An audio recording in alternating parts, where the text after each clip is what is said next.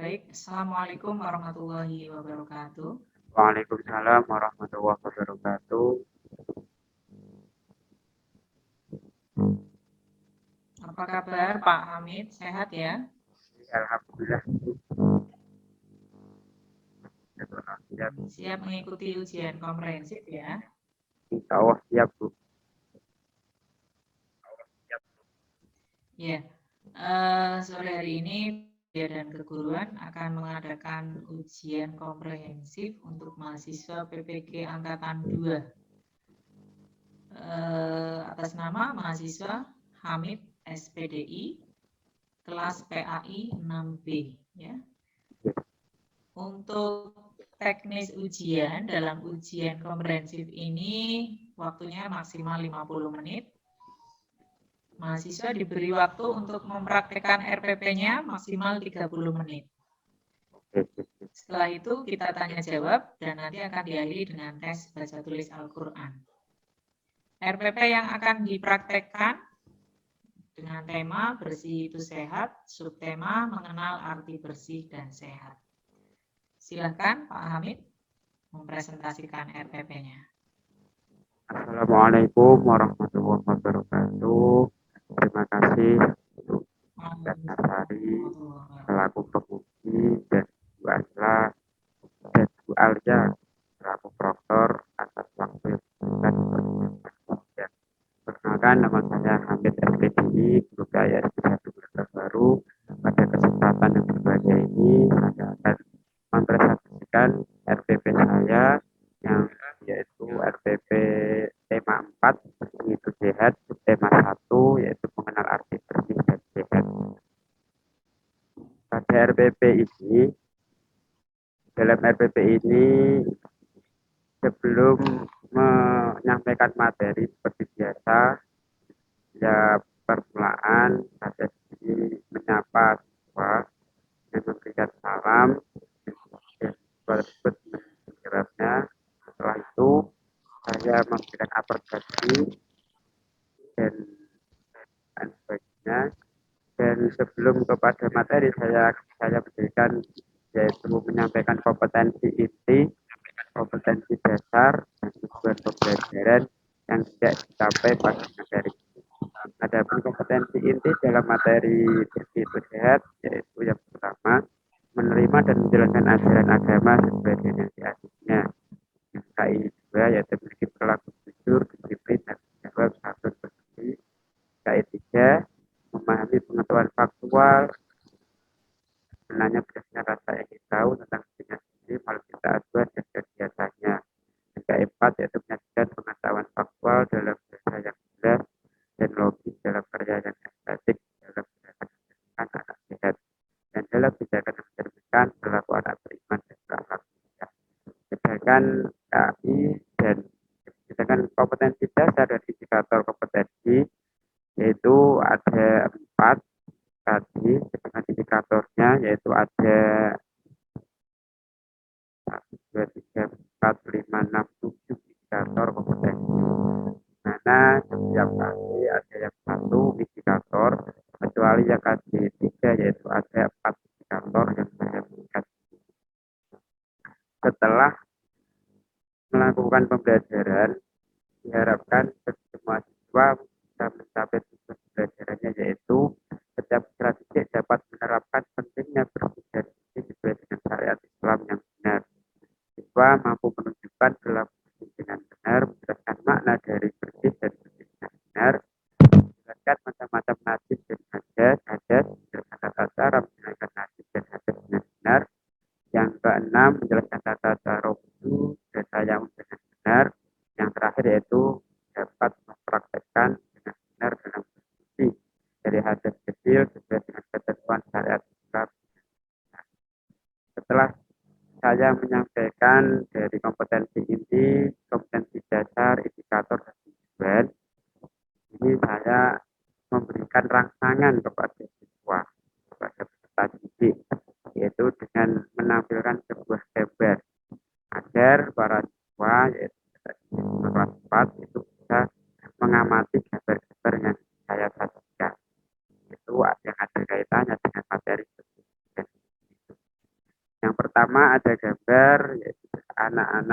kelas, yaitu yang sedang melakukan kebersihan, ada yang menyapu, ada yang mengepel, ada yang membersihkan kaca dan sebagainya.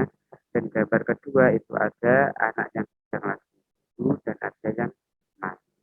Setelah anak-anak mengamati, baru langsung saya memberikan pengertian tentang bersih dan dari gambar satu dapat ditarik kesimpulan bahwa bersih itu adalah sesuatu yang bersih dari kotoran. Dan bersih seperti gambar yang kedua yaitu jadi berarti kalau bersih itu bebas dari hadas dan najis. Nah, dari dua pengertian tersebut maka mengerucut yaitu hadas dan najis. Dan ini hadas itu apa, najis itu apa, dan apa saya paparkan satu. Di dalam hadas terbagi jadi dua, yaitu ada hadas kecil, ada hadas besar. Kecil yaitu seperti halnya buang angin, buang air kecil dan besar. Dan cara menghilangkannya yaitu cara mencucinya dengan air bersih, kemudian berwudu atau dengan melakukan tadi. Jadi yang tersebut akan kita bahas di tema yang kedua. Kan hadas besar yaitu seperti halnya bagi laki-laki dan sifat bagi perempuan. Ada cara menjelaskannya hadas besar yaitu secara wajib atau tidak. Setelah mengetahui pembagian hadas, maka selanjutnya di sini saya melanjutkan yaitu tentang najis. Karena yang ada hubungannya dengan suci tadi yaitu adalah hadas dan najis. Di sini saya menjelaskan pembagian najisnya. Nah, najis itu terbagi menjadi tiga, yaitu ada najis mukhafafah, ada najis tawasitoh, dan ada najis mughalladzah. Seperti yang ada dalam PPT tersebut, najis mukhafafah adalah najis yang ringan, dan najis tawasitoh itu adalah najis yang sedang, sedangkan najis yang mughalladzah adalah najis yang berat. Kenapa kok dibilang ada ringan, ada sedang, dan ada berat? Karena semua itu adalah diukur dari cara membersihkannya. Contoh seperti najis mukhafafah, cara membersihkannya yaitu dengan cara cuma membersihkan tempat najis dengan air yang bersih atau air yang bersih dan bersihkan. Sedangkan najis mutawasitoh seperti contohnya darah, nanah, muntah, kotoran manusia dan kotoran hewan, yaitu cara membersihkannya teman membersihkannya dengan membersih tempat najis tersebut dengan air yang bersih sampai hilang warna, bau, rasa dan sebagainya. Sedangkan pada najis mughalladzah itu adalah najis yang level tinggi atau yang berat. Karena kan cara membersihkannya atau cara membersihkannya itu sangat berat sekali. Yaitu cara membersihkan najis tersebut atau membersihkan najis dengan air sebanyak 7 kali. Dan salah satunya yaitu dicampur dengan minyak. Setelah saya memaparkan satu persatu mulai dari pengertian hadis, pengertian hadas, pengertian najis, pengertian bersih, suci dan sebagainya. Terus langkah selanjutnya yaitu saya memberikan pertanyaan atau melempar pertanyaan kepada siswa terkait dengan materi yang saya berikan. Setelah itu baru saya membagi anak-anak menjadi beberapa kelompok. Ada 3 kelompok. Kebetulan siswa saya itu ada sebanyak 16 siswa. Saya bagi 3 kelompok. Ada yang 5, ada yang 4, ada yang 7. Saya berikan LKP-nya terkait dengan bersih dan tidak bersih. Setelah memberikan tugas yang saya berikan waktu yaitu dengan cara sebanyak 15 menit, kemudian saya mengajak perwakilan satu kelompok, satu orang untuk mempresentasikan hasil kerjanya. Dengan demikian, dan setiap satu kelompok yang mempresentasikan, kelompok yang lain menanggapi hasil presentasi tersebut. Adapun tugas LKPD-nya yaitu dengan cara mengamati gambar yang tadi, yaitu 2 gambar yang saya sajikan dalam PPT. Dan setelah semuanya berjalan dengan lancar, yaitu dari mulai awal kegiatan inti penjelasan tulisan, terus ada kelompok, ada presentasi. Yang terakhir yaitu saya menyimpulkan kegiatan pembelajaran yang langsung itu mulai awal sampai akhir saya simpulkan. Dan pada kegiatan yang terakhir siswa juga ikut menyimpulkan saya, dan saya sebagai guru juga menyimpulkan dan meluruskan kesimpulan siswa tersebut. Dan yang terakhir yaitu saya memberikan tugas mandiri, dan yaitu yang ada di dalam modul yang sudah dimiliki siswa perjalanan akan tersebut, saya memberikan tugas mandiri dan dikerjakan bukan itu satu yang akan satu kegiatan menutup akan Paham itu. dalam Putus-putus, Pak. Atau mungkin nggak usah pakai headset ya?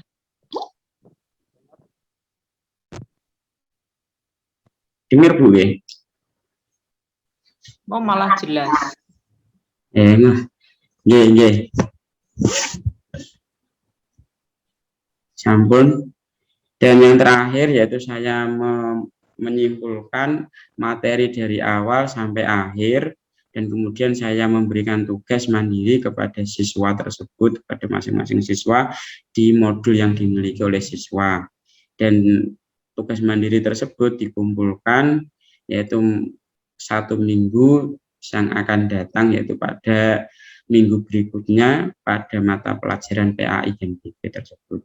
Dan yang terakhir yaitu saya berdoa bersama-sama dengan siswa untuk mengakhiri pelajaran dengan berdoa bersama-sama, itu membaca surat Al-Asr, kemudian disambung dengan tasbih juga hamdalah secara bersama-sama, dan dipimpin oleh salah satu siswa yang menjadi piket di hari tersebut. Cukup sekian pemaparan dari saya tentang RPP yang pertama, yaitu tema 4, subtema 1, mengenal arti bersih dan sehat. Dari saya, wassalamualaikum warahmatullahi wabarakatuh. Waalaikumsalam warahmatullahi wabarakatuh. Nah, terima kasih Pak Hukum. Ini Bapak ngajar di SD 1 Gelagah Waru, Bu. ya, jadi guru sudah berapa tahun, Pak? Saya alhamdulillah mulai 2007, Bu, tapi dulu itu saya di madrasah. Di MI itu sampai 2019. Dan 2019 alhamdulillah ada CPNS dan saya keterima di CPNS tersebut. Jadi yang PAI ya benar-benar PAI itu ya mulai dari 2019 sampai sekarang. Ya, baik. Selama ini RPP yang diajarkan bikin sendiri atau pakai yang sudah ada? Kolaborasi, Bu, saya dapat dari teman, terus saya kembangkan sendiri, dan yang KI KD-nya saya ambil dari permen, terus IPK-nya saya buat sendiri, Bu. Oke, KIKD sudah ada di lampiran Permendikbud, IPK-nya mengembangkan sendiri. Coba Bapak jelaskan hubungan KI, KD, dan IPK, singkat saja. Ibu, terima kasih. KI merupakan kompetensi inti atau inti dari capaian yang akan dicapai oleh siswa tersebut. Dan KD adalah kompetensi dasar. KD itu adalah turunan dari KI, sedangkan IPK adalah sebuah indikator untuk mencapai dari kompetensi dasar. Gitu. Berarti KI itu menurun jadi KD, KD diturunkan menjadi IPK. Oke, jadi KD ini turunan dari KI, lalu IPK penjabaran dari KD. Sebetulnya Pak, ini untuk dua itu bisa dikembangkan lebih dari satu. Jadi tidak plek sama persis dengan dengan KD. KD-nya gitu, nggih. Bagaimana caranya? Caranya gimana? Pripun nggih, Bu? Hmm? Yang IPK-nya itu ya, Bu? Iya, katanya bikin sendiri PK-nya. Nggih. Nah, nggih kula kan hanya memberikan masing-masing dari KD itu ada yang 1, terus yang KD 3 saya memberikan 4 gitu, Bu. Jadi begini Pak, cara merumuskan IPK itu Nggih. kita perhatikan muatan KIKD-nya ya. Nggih. Oke. Sekarang kalau di KDKI 1 di sini ada kata kerja apa, ada materi apa. KDKI Bapak 1 lihat, menerapkan ketentuan nah, syariat Islam dalam bersuci. Nggih. ya ini kan penjabaran dari sikap yang di KI 1 ini kan menerima dan menjalankan ajaran agama ya. Nggih. Nggih. Diwujudkan dalam sikap menerapkan. Nggih. Ajaran agamanya berupa apa? Ketentuan syariat Islam dalam bersuci. Ya. Cara merumuskan IPK-nya dilihat itu pisahkan KKO dan materi. Jadi yang harus kita ingat KD itu pasti minimal terdiri dari apa? KK dan materi. KO. Dalam KD ya, dalam KD itu harus ada KKO dan materi. KKO-nya apa? KKO-nya menerapkan. Nggih. Materinya Ya. bersuci. Materinya ketentuan syariat Islam. Maka IPK-nya apa? Bapak bisa memindah KKO itu atau menambahkan KKO yang ada sebelum menerapkan. Jadi orang itu sebelum dia menerapkan ajaran agamanya, dia itu ngapain dulu? Oh, nggih. Mengenal berarti Bu, nggih. Mengenal dulu baru menerapkan. Meyakini, nggih. menerima. Nggih. Nah, itu kan jadi berarti pertama menerima ketentuan syariat Islam dalam bersuci. Meyakini ketentuan syariat Islam dalam bersuci. Lalu ketiga, menerapkan ketentuan syariat Islam dalam bersuci. Itu IPK-nya. Berarti dapat 3 IPK Bu ya dari 1 tadi. Iya. Kayaknya toh. Nggih. Caranya rumusan di KD-nya diikutkan Pak. Karena itu ketentuan syariat Islam, ya tuliskan ketentuan syariat Islamnya itu. Kalau Pak itu kan dirubah, pentingnya bersih dan suci. Nanti bisa ditambahkan, tapi yang jelas ketentuan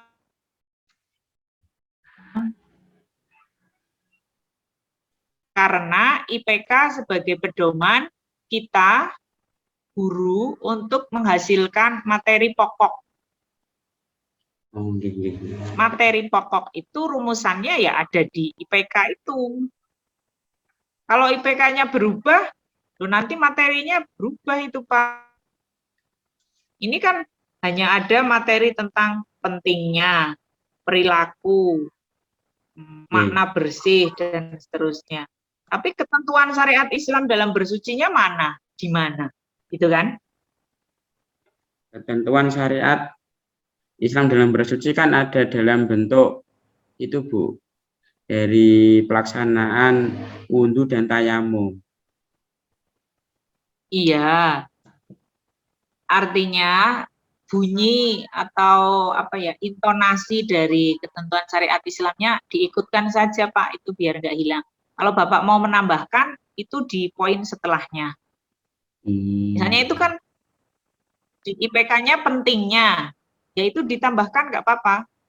Tapi yang pokok itu ketentuan syariat Islamnya itu. Ya. Nggih, Bu. Oke. Lalu yang kedua menunjukkan perilaku. IPK-nya apa?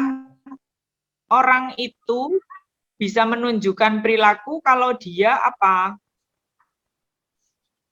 Harus diawali dengan mengenal kita itu dulu bisa lihat KI-nya, Pak.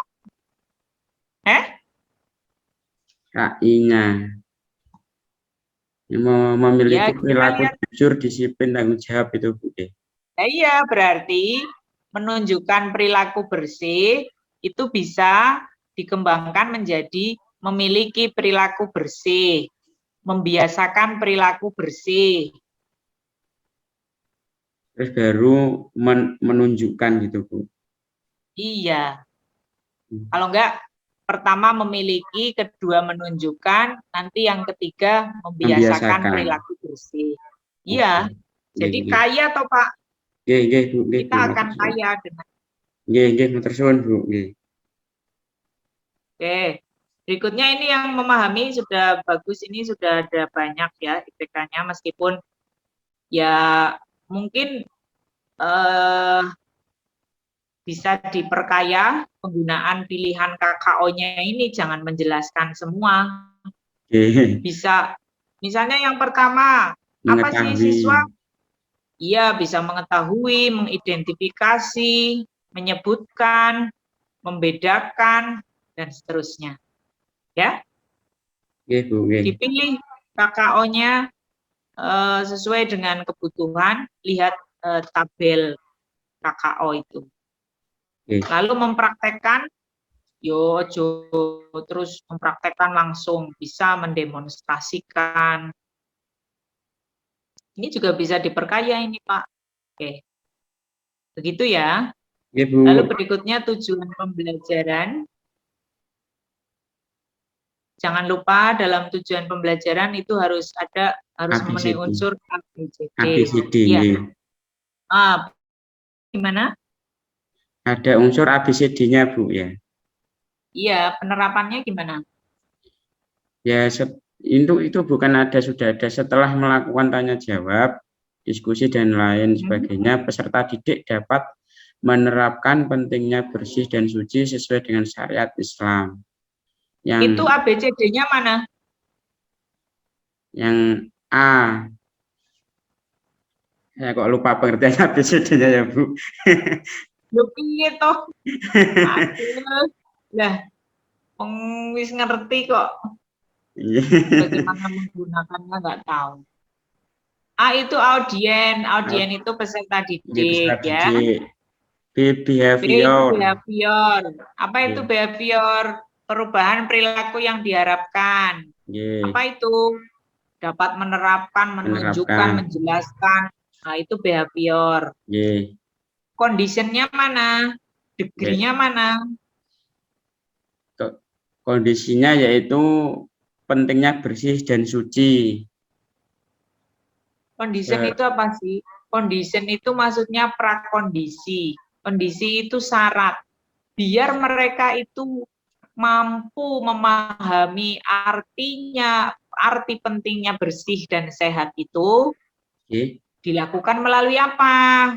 Setelah mengikuti pembelajaran melalui metode tanya jawab, latihan dan diskusi, itu namanya prakondisi, itu namanya condition, Pak. Jadi tapi nggak tahu, ya. Nggih, Bu, nggih. Terus degree-nya mana? Ini Pak Hamid sudah pakai degree nih. Dengan benar. Dengan benar itu, Bu. Maksud dengan benar kabeh. Ya boleh. Ini contoh degree, contoh dengan benar itu degree. Boleh dengan benar, dengan tertib, dengan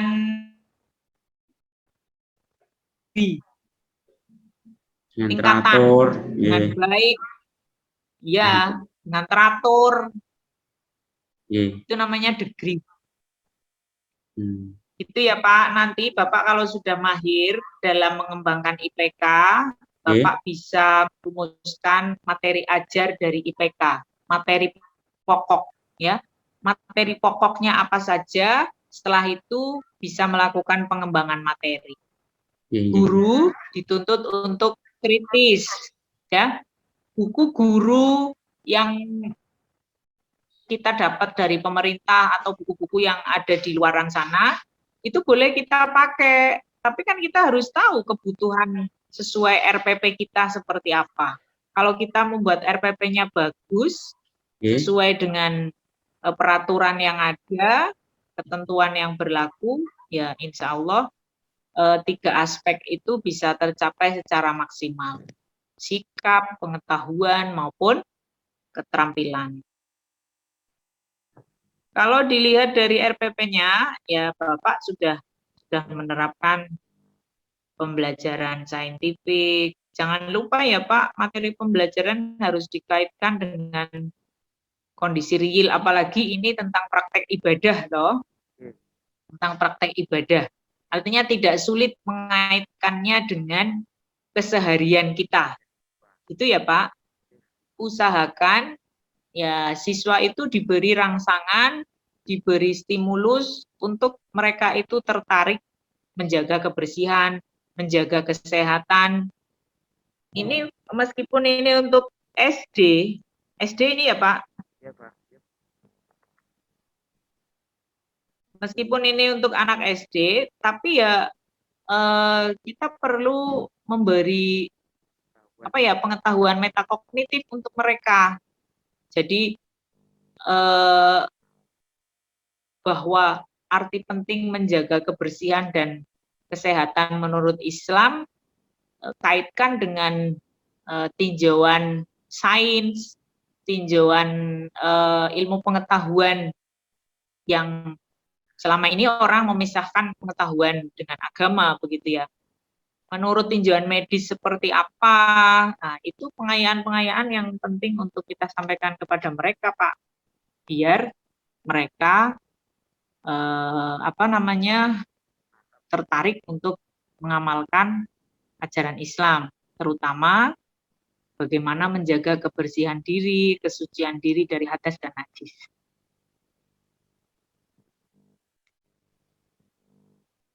Baik, saya kira itu ya Pak Hamid. Nggak usah pakai headset Pak, nggak kedengeran. Kadang ada, enggak saya denger ya Bu, kalau enggak pakai headset kalau. Di situ ramai apa? Nggih, rumah kula pinggir jalan Bu.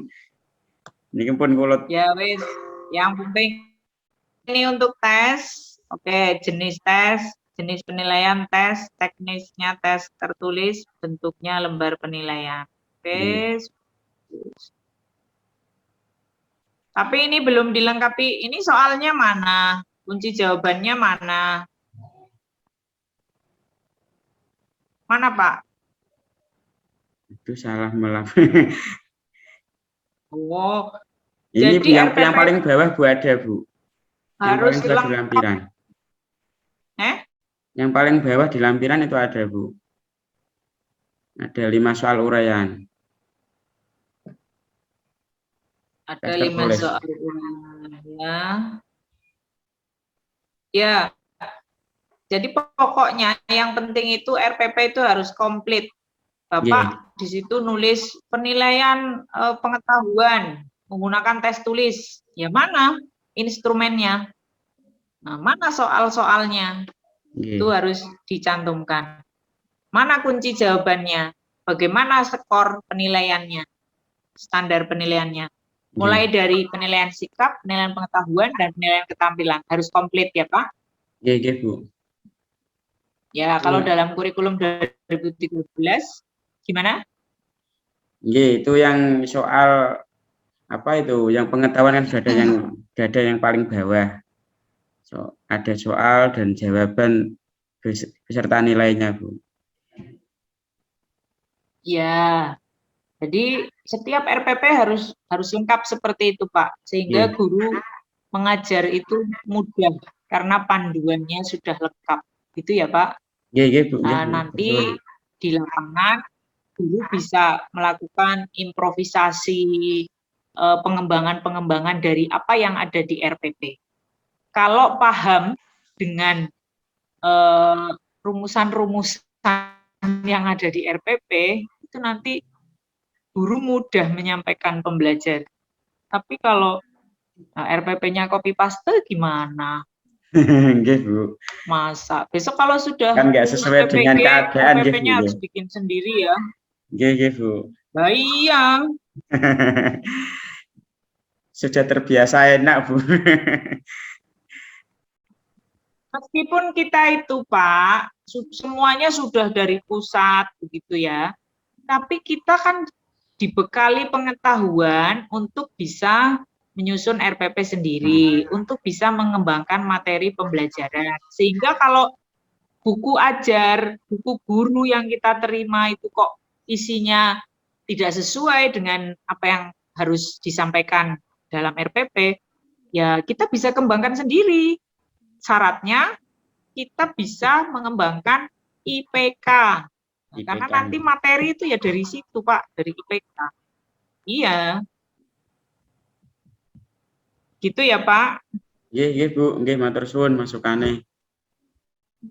Nggih, monggo Pak baca Quran surat Al-Asr.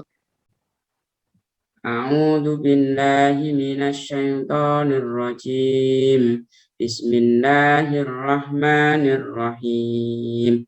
Wal asri innal insana lafi khusrin illal ladzina amanu wa 'amilus solihati wa tawasaw bil haqqi wa tawasaw bis sabr. Shadaqallahul azim.